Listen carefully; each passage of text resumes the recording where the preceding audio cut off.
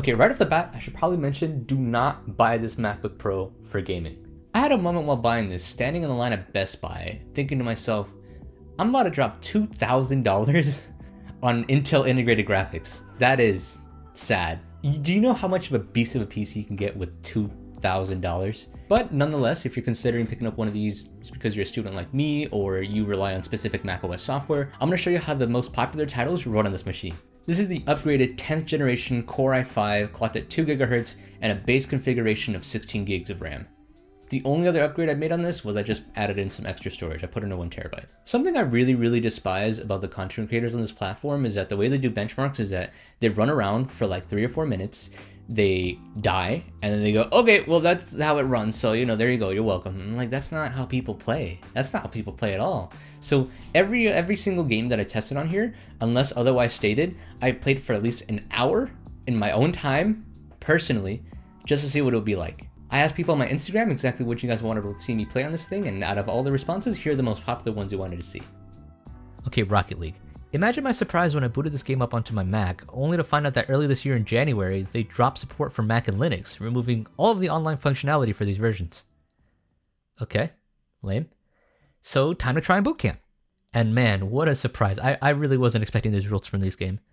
Everything turned up to max 1440 by 900, 60 frames, locked.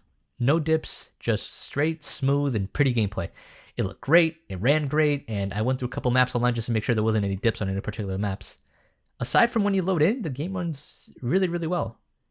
Hook up a controller, and I can see someone definitely enjoying this while they're at school, if we ever get back to go to school. I'm going to keep this one installed. I'm really impressed with the performance on this game. Okay, Overwatch is a real doozy. The game defaults you to an automatic 30 FPS cap for some reason.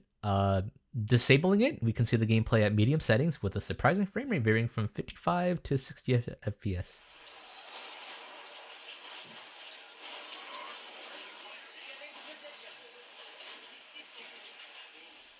The texture's a little low res and the shadows aren't super impressive, but the game still looks fine. In spite of this though, in my hour of playing, I have no idea, but it just never felt all that smooth to me, regardless of 60 frames. The best way to compare this experience, you're pretty much playing the Switch version, but running at 60 frames instead of 30s. I'm going to keep this one installed for myself personally. I'm definitely going to want to keep playing this. Well, what really is there left to say about Minecraft? At this point, I'm pretty sure it'll run on a shoe if you try hard enough. No surprises here. I'll install at 60 to 70 frames on ultra settings, everything maxed out. And just for giggles, I tried to install Optifine just to see what would happen. Yeah. Look at that frame rate. I didn't even change any settings. Almost 100 frames on Minecraft. I switched to online, just tried some multiplayer servers, and the results were the same.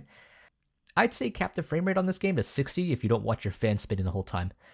Overall, super smooth experience. I recommend. Okay, GTA. Okay, so someone suggested this because the game recently went free, and I almost considered not doing it because I thought there was no way this game was running on something like this. Calling me surprised, not only does it run, I actually had a really good time playing it. It defaults you to a weird resolution and normal settings. I ran the benchmark and I just could not get a steady frame rate. It fluctuated like crazy from like 60 to 50 to 40 to back to 50. But no matter what, it would not drop under 30. Definitely better results than I thought.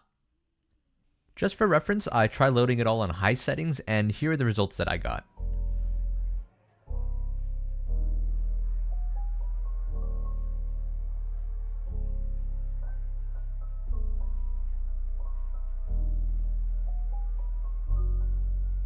Booting into story mode, it ran in the high 30s while walking around, 40s while indoors, and a solid 30 while driving around.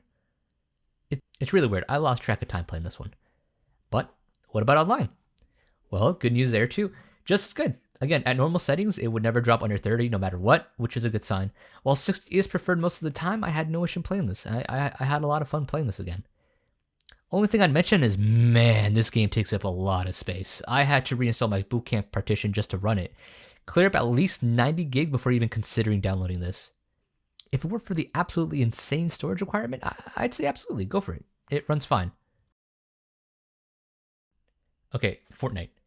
At the moment, Fortnite runs okay. I need to mention something right off the bat. There's possibly something wrong with this game. Loading in takes a really long time to load in. I was stuck waiting for about 5 minutes, even on the lowest settings, just to load into the game. The game defaults you to high settings, and at 1440 by 900, you can expect to get about 20 to 30 FPS with those settings.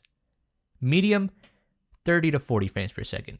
The only way this game becomes playable is by choosing the low preset. That'll give you a rock solid, super locked 60 frames per second, but man, is it ugly. Like, the resolution scale looks like piss, everything looks so weird with no shadows, and yeah, at the lowest settings, it's super smooth, but I personally wouldn't play it like this myself. It looks really, really bad. You're better off just playing this on an iPad.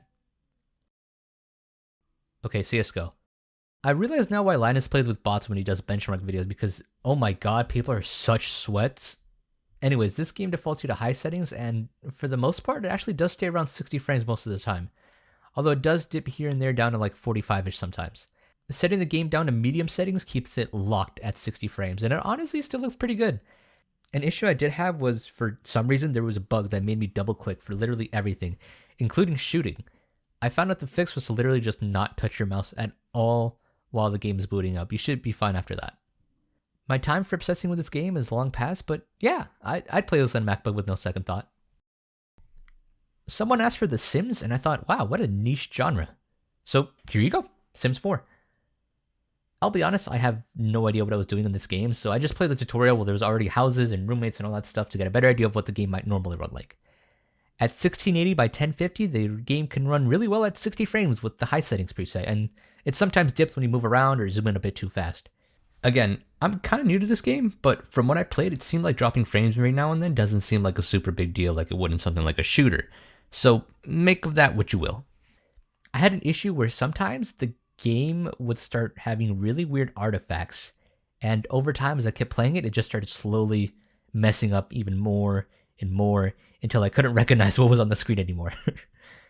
Changing the graphics settings to low and then back to high managed to fix it, but this is still really strange, and I figured I should at least mention it. Okay, so that's all I got for you for now. Hopefully that was helpful. I mean, I really was surprised by the results here. I thought it was going to do a lot worse. That said, I really think it's time to start seeing some dedicated GPUs inside these 13-inch Pros, man. I think we're really long overdue for that at this point. A quick note on some games that they requested that just straight up would not run on this machine. Call of Duty Warzone, Destiny 2, somebody asked for Star Citizen that just would not run on this at all. And any VR game, I don't know why somebody got the impression you can run VR on this. It's not happening, I promise you, I'm sorry.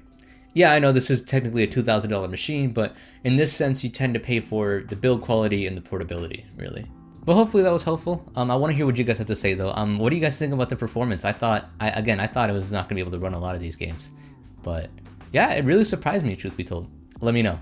If you're new here, consider leaving a like on the video if you enjoyed it. And thank you for watching.